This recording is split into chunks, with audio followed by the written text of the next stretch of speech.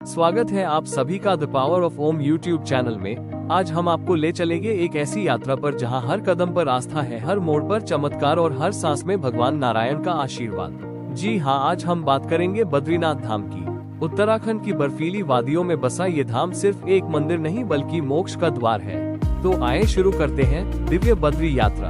ओम नमो नारायणाय।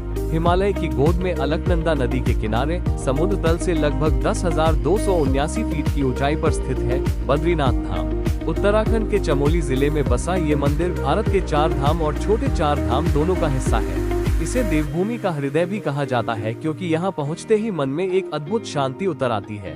बद्रीनाथ से जुड़ी कई कथाएं हैं। सबसे प्रसिद्ध कथा के अनुसार एक बार माता लक्ष्मी ने देखा कि भगवान विष्णु हिमालय की कठोर ठंड में ध्यान करते हुए कांप रहे हैं। माता ने बद्री यानी बेर के वृक्ष का रूप धारण किया और विष्णु भगवान को छाया और सुरक्षा दी। इसलिए भगवान विष्णु को बद्रीनाथ, बद्री के स्वामी कहा जाता है। एक अन्य कथा कहती है कि पूर्व जन्मों के कर्म धोने और मोक्ष प्राप्त करने का स्थान सिर्फ यही है। इसीलिए यहाँ का दर्शन करने के लिए लाखों भक्त हर साल पहुँचते हैं। शास्त्रों के अनुसार बद्रीनाथ की खोज सबसे पहले आदि गुरु शंकराचार्य ने लगभग 8वीं शताब्दी में की थी।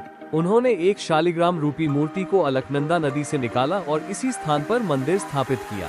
समय के साथ मंदिर का कई बार पुनर्निर्माण हुआ, लेकिन इसकी दिव्यता आज भी वैसी ही बनी हुई है।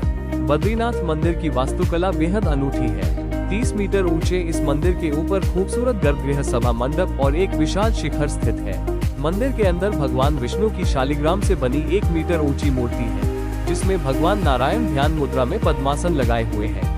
इस मूर्ति को बद्री विशाल कहा जाता है और इसे स्वयं भगवान का साकार रूप माना जाता है। मंदिर के ठीक सामने है तप्त कुंड। ये एक प्राकृतिक गर्म पानी का झरना है जहां भक्त पूजा से पहले स्नान करते हैं। कहा जाता है कि इस कुंड का पानी शरीर को शुद्ध करता ही नहीं, आत्मा को भी पवित्र करता है।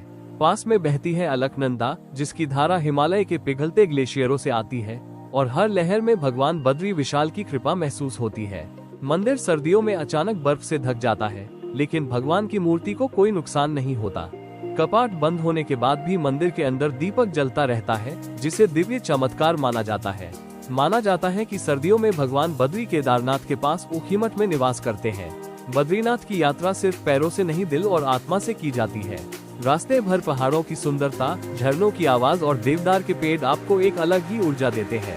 मंदिर में प्रवेश करते ही ओम नमो भगवते वासुदेवाय का मंत्र वातावरण को दिव्य कर देता है। घंटी की आवाज, ताजी हवा, हिमालय का दृश्य सब मिलकर ऐसा अनुभव देते हैं जो जीवन भर याद रहता है।